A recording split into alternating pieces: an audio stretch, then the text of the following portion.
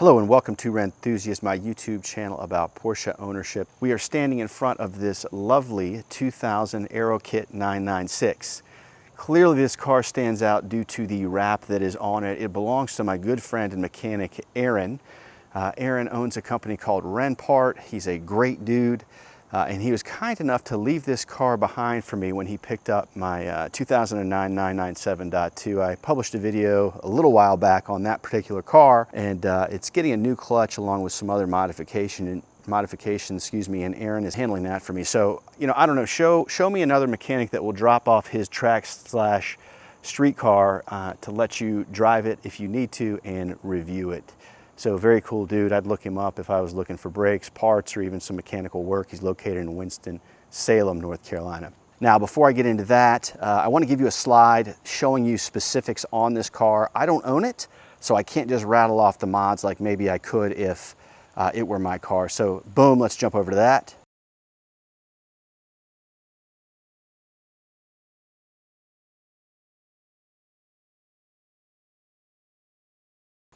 Okay, now let's get into the exterior. Clearly, this car is not your typical 996. I think he's done a very smart job of, wrapping this car to market his business. He drives it on street, but also he drives it on track. He's a very accomplished hill climber dude. I don't know much about that aspect of the hobby, but I do know that it looks fun as hell. I do know that he wins, and I do know that he enters this car in those races.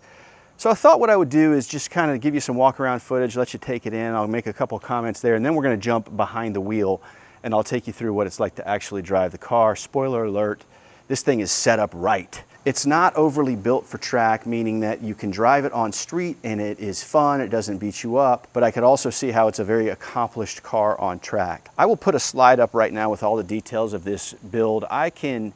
Usually when it's my car, I'll start to just rattle off the modifications and repairs and upgrades that it's had. Because this is not mine, I can't do that. So I thought I'd share with you what this build looks like in case you want to copy it.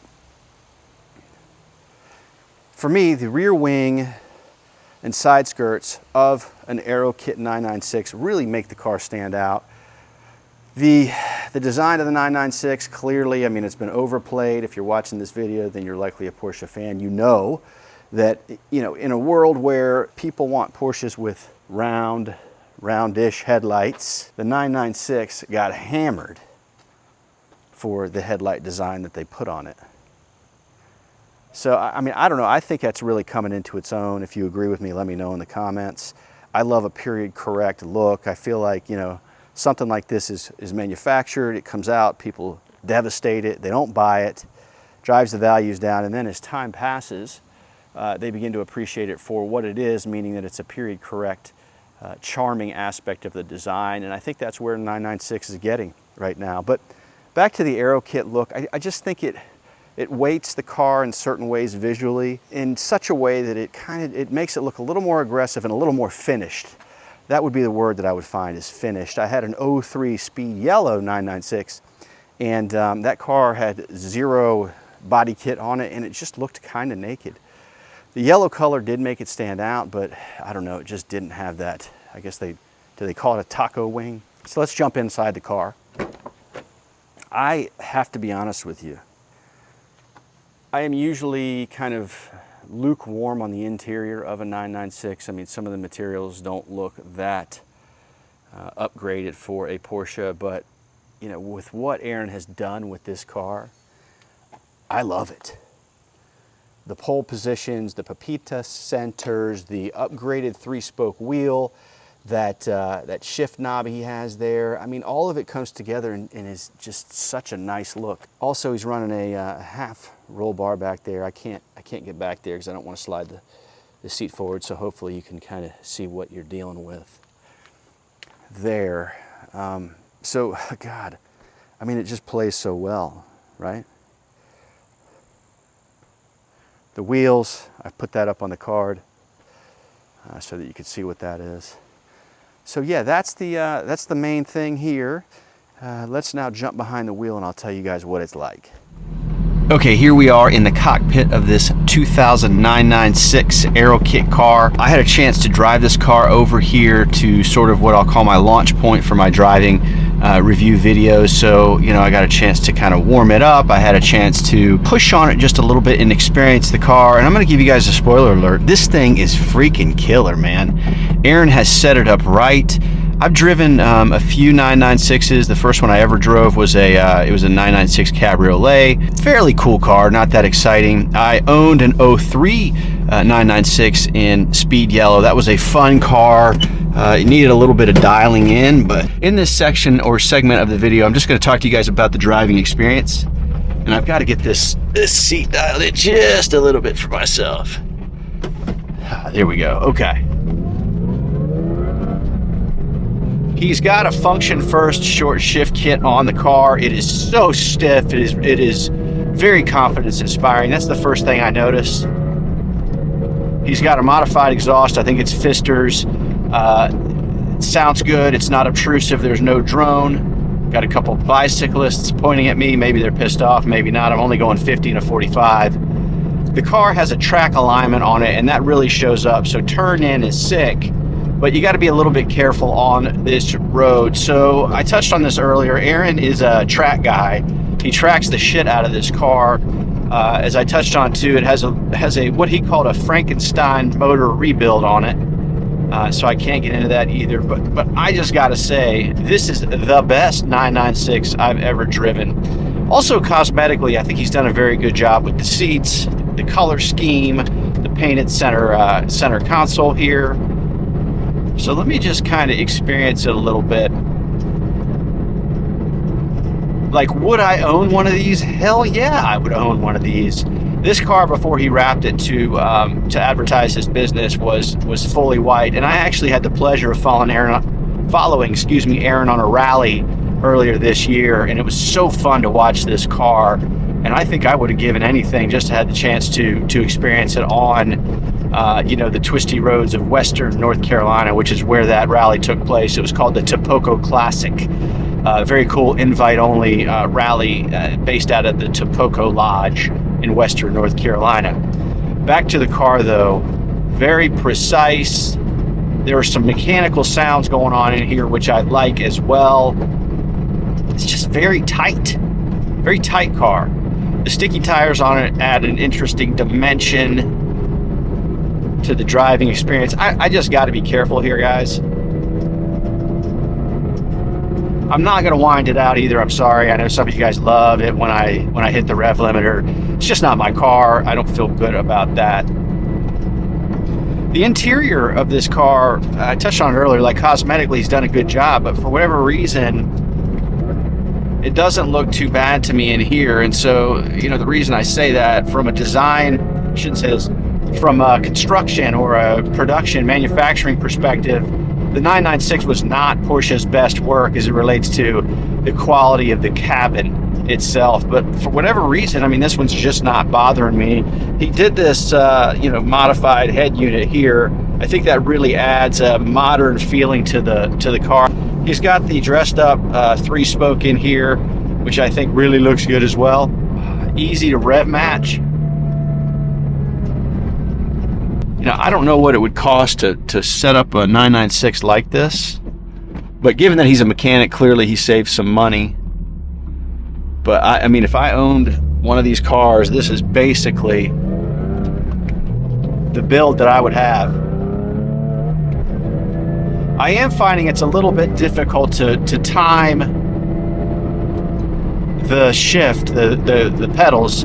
I don't know if that's by design to keep the revs up, but I feel like I can't pull off the gas enough to time the clutch engagement just right, so it feels like I'm almost like gonna slip the clutch. I don't think I will.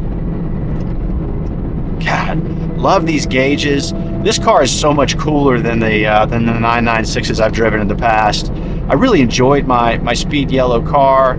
I was dying to have it as an Aero Kit car, though. I think that the Aero Kit design really takes this particular generation of Porsche to the next level. It seems like a lot of guys are chasing this car, this particular generation, the earlier 996s. Now, in fairness, this is a 2000. And it seems like what's hot right now and what's kind of climbing in price is the 99 Aero Kit car. So it's like the first, iteration of the 996. It's coming right on the heels of the 993. I've heard that they were hand building those 99s. I'm not going to go on record and say that that's for sure. If you know, please leave that information in the comments for me.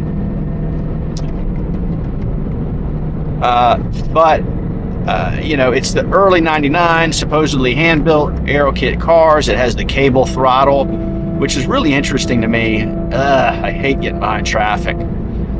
There's this kind of mythical aspect to having the cable throttle car. It feels so much more analog than the non-cable throttle cars, and I just don't know. How about this? I don't have enough experience to know this. I have chatted with guys who do. They say it kind of is not. It's not like this transformational experience to drive a cable throttle car that some may say. I was actually looking for a 99 Aero Kit car for a hot second. I did a want to buy video a ways back when I was interested in experiencing one of these cars, and I sourced a number of 996s. And I don't even know, was this a year and a half ago? I'm not sure.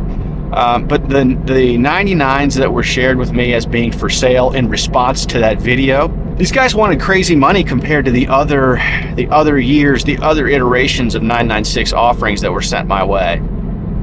So ultimately, in that journey, I bought a C4S. It was an 03, as I recall, and in my view, the C4S is nowhere near as fun as this as this C2, and that bore itself or bared itself out too. So I had the 03 C4S that I bought, put about 1,500 miles on that car, and then I ended up trading that with a friend for his 03 Speed Yellow. Actually, I'm lying too. Yeah, I did trade it with a friend for his 03 Speed Yellow 996, and that was way more fun. The C4S compared to this specific C2, but really any C2 that I've driven, you could just feel it. The front end's heavier. It feels more planted. It feels safer in a way. God, so far I'm having a lot of fun in this car, though. He's done a great job with it. We'll see what it's like to jump on the entrance ramp if I can get this guy out of my way.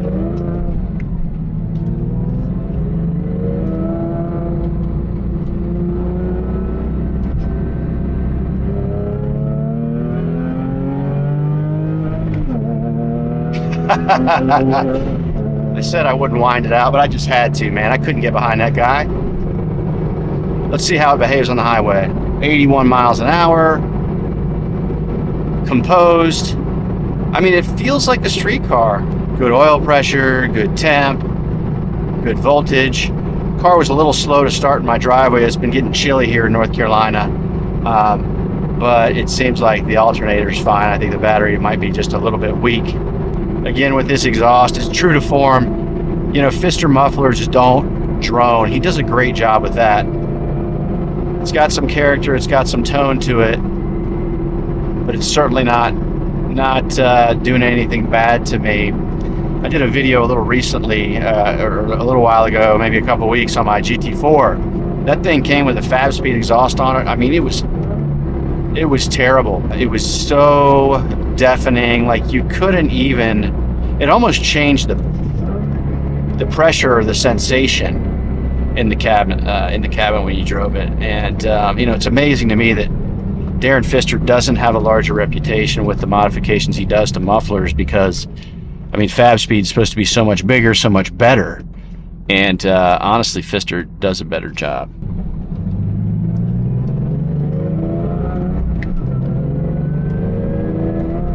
See, I don't know what I'm doing wrong. I don't know, I kind of feel like maybe he mentioned GT3 slave cylinder, and maybe that's what's showing up there. Definitely plenty of power. So like I said, man, is this car worth owning? Do you want a 996?